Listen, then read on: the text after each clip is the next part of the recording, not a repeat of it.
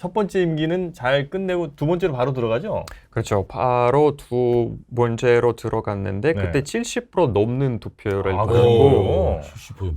압도적 이겼어요. 지지를 받았네. 네, 압도적인 지지를 받아서 네. 이겼고 그때부터 조금씩 반서방 감성이 그러니까 뭔가에 막 그렇게 흐릿하게 보이기 시작했어요. 아, 첫 번째 임기는 전혀 그런 거 없었고. 첫 번째 임기는 완전히 민주주의적 지도자였어요. 그러니까 아, 지금은 그래요? 그런 얘기를 하면 되게 그러니까 귀를 의심할 정도로 네, 되게 네. 그 당시는 푸틴은 일단 나토에 가입 신청을 했고요. 나토요? 네.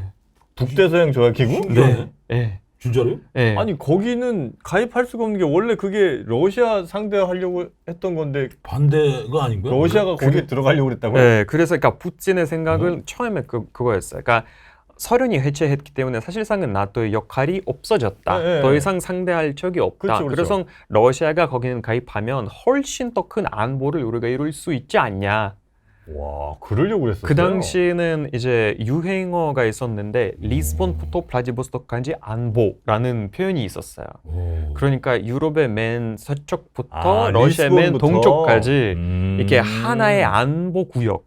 리스본부터? 아, 그래. 블라디보스토크. 블라디보스토크. 정말 유라시아 대륙의 서쪽 끝과 동쪽 끝까지. 완전히 안보 구역이라는 거를 만들자라는 푸틴의 제안이었고 그때 들어갔으면 좋았을 뻔했네.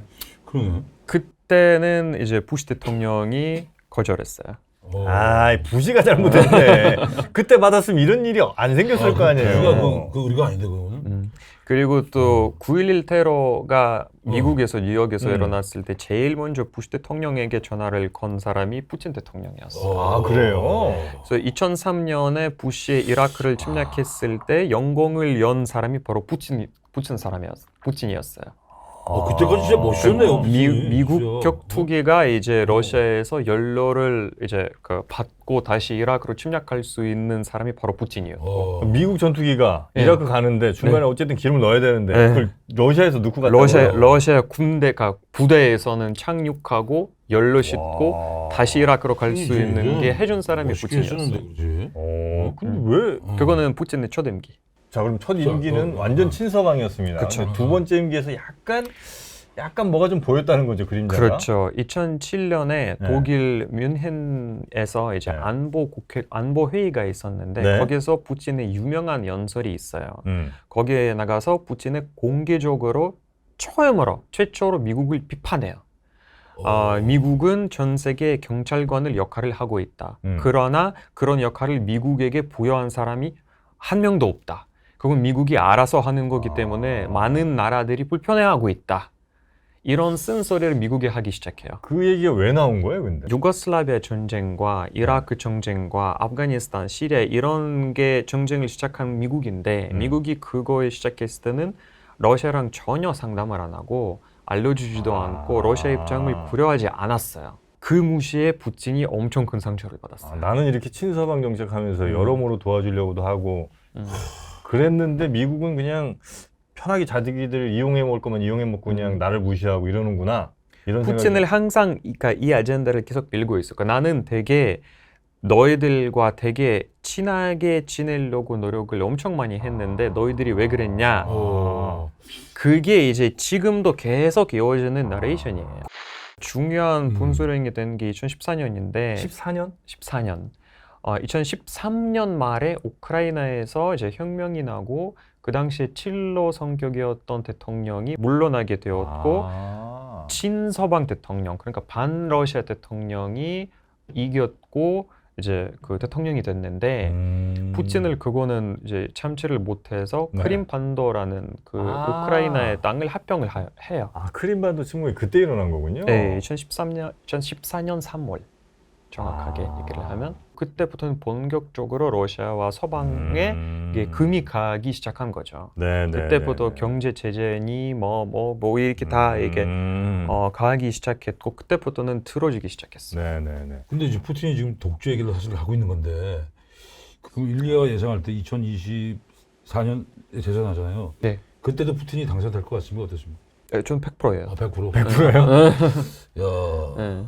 뭐 다른 저 경쟁자나 이렇게 뭐 야권의 지도자 이런 사람들 눈에 띄는 사람이 없어요? 푸틴이 여태까지 22년 정권을 잡으면서 그 만들어 놓은 시스템 자체에서 푸틴에 반대하는 사람이 나올 수 없게 됐어요. 그 시스템 자체가.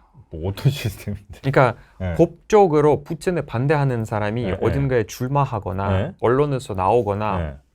할 수가 없어요. 아 그래요? 네. 야 그럼 거기는 그 국회가 있긴 있죠? 국회는 있죠, 당연히. 그럼 거기 의원들도 대부분 다 친 푸틴이에요? 대부분이 아니라 다. 그렇습니까?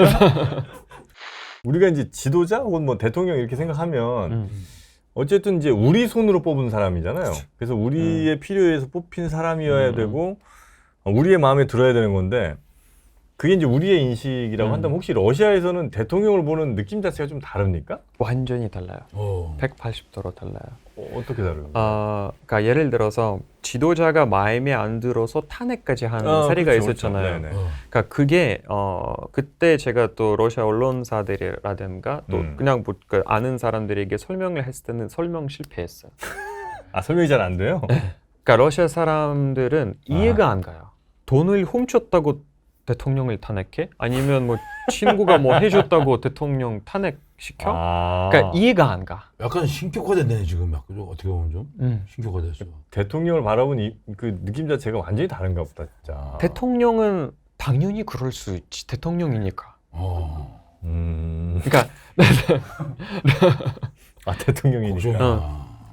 대통령이니까. 그러니까 2020년에 보면 또 네. 푸틴을 그래도 정적이라고 불리는 나발니라는 야권 세력에 네. 나오는 사람이 있는데 네.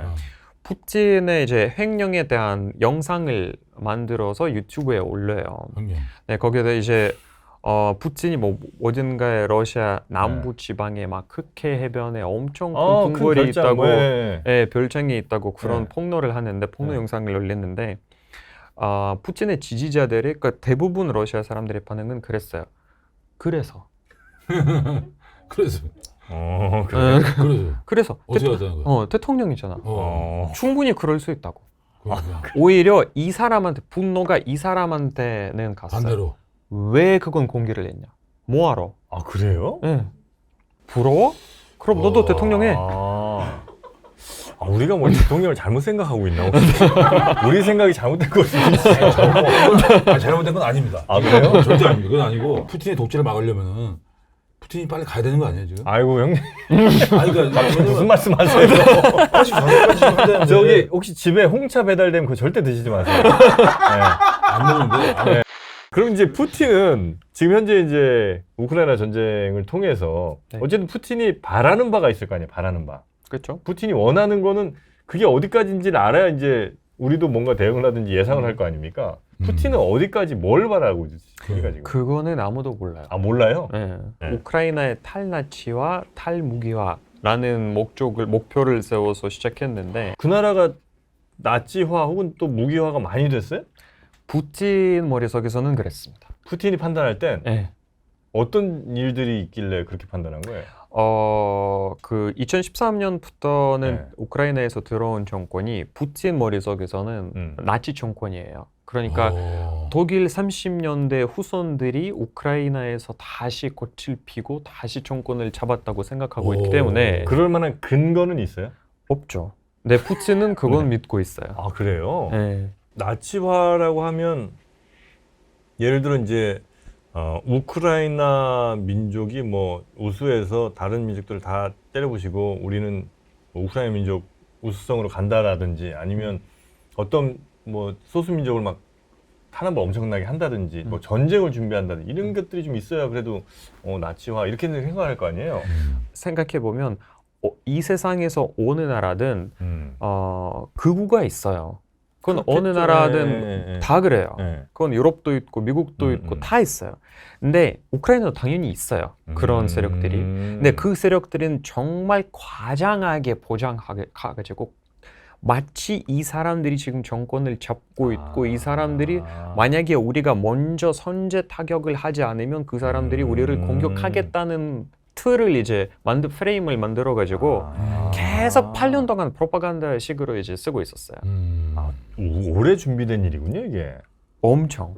이 정도일 수는 있겠네요. 그러니까 이 우크라이나 정권이 마음에 안 드는데 이 나라에 대한 좀 안 좋은 정보나 혹은 좀 과장된 정보를 계속해서 형성함으로써 우크라이나를 좀 친러 정권으로 다시 좀 만드는데 좀 하려고 했었으나 그게 이제 뜻대로 잘 되지 않자 무력까지 동원을 한 요 정도일 수는 있겠네요. 맞아요. 네, 맞습니다. 그거 맞습니다. 네. 그럼 혹시 그 우크라이나를 그렇게 막 8년 동안 프로파간다를 막 여러 가지로 막 작전 짠 것처럼 다른 주변의 어떤 나라에 대해서도 안 좋게 계속 얘기를 한다거나 혹시 이런 움직임이 있었던 나라가 또 있나요? 만약 있다면 우리가 그런 건 또 지금에선 예측할 수 있잖아요. 원래 기본적으로 봤을 때 푸틴 정권에서 항상 싫어했던 나라들은 일단 발트 3개국.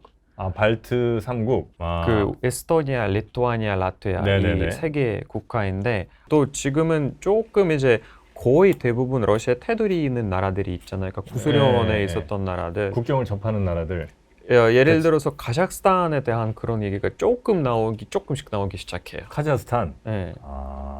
왜냐하면 이번에도 그 4월인가 올해 그 산페테르부르크에 있었던 경제 포럼이 있었는데 거기 푸틴 대통령이랑 카자흐스탄 대통령도 있었어요. 근데 네. 그 포럼에 카자흐스탄 대통령이 공개적으로 러시아 우크라이나의 침공을 비판했어요. 그리고 비판하자 러시아 언론에서 바로 카자흐스탄을 비판하는 소리가 터지기 시작했어요. 그래요. 그 카자흐스탄도 예전엔 뭐 다 그냥 소련 땅이었죠? 그렇죠. 카자흐스탄도 혹시 저 반러 정권인가요, 지금 현재?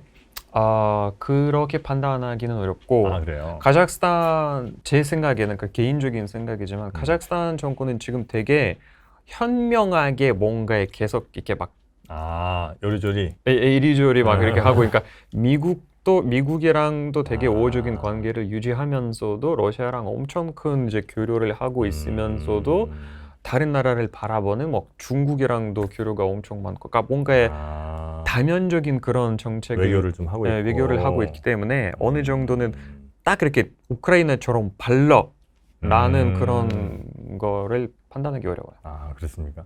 일리아 씨 덕분에 오늘 러시아에 대한 이해 혹은 뭐 푸틴에 대한 이해가 훨씬 더 깊어진 것 같습니다. 맞습니다. 형님도 오늘 기억 많이 남으시죠? 많이 남아요. 오늘 기억에 남는 얘기 잠깐 좀 한번 들어보겠습니다. 러시아 푸틴은 일단 상남자인데. 상남자라고요? 상남자지. 네. 그 예전에 진짜 그 친서방의 어떤 그 약간 착한 마음도 있었다가 네. 지금은 조금 공격적으로 바뀌어서 완전히 그 대립 관계다. 그런 뭐 짧게 이야기해요. 그런 거죠 뭐. 네, 걱정이 된다. 네, 맞습니다. 이렇게 여러분 들으셔도 기억이 안 남을 수가 있습니다. 이럴 땐 말이죠.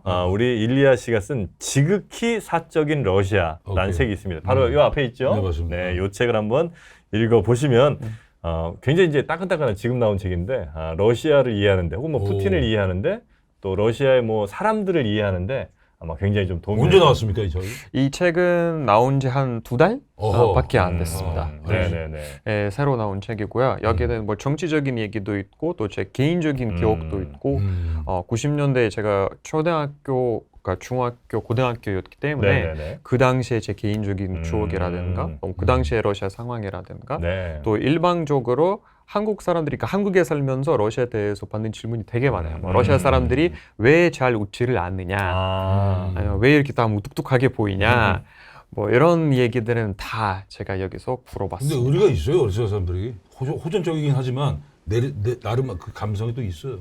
그래요? 이 책에 보면 일리아 씨의 또 백일 사진 비슷한 게 있습니다. 거기에 일리아 씨의 전라 모습이 나와 있으니까 혹시 일리아 씨의 모든 알몸을 보고 싶으신 분들은 이 지극히 사적인 러시아를 보시면 되겠습니다. 상상만 할 필요가 없습니다. 우리는. 자, 오늘 우리 B급 아재들의 저품격 양식 토크 편의점 클래스 일리아 씨와 함께 해봤고요. 일리아 씨 지금 뭐 아마 쉽지는 않으실 수도 있겠습니다만 그래도 또 러시아에 대해서 좀 우리가 이해할 수 있는 여러 가지 것들에 대해서 많이 또 이야기해 주시면 더 감사하겠습니다. 네, 함께 감사합니다. 해주신 우리 벨리아코프 일리아님 대단히 고맙습니다. 감사합니다. 감사합니다.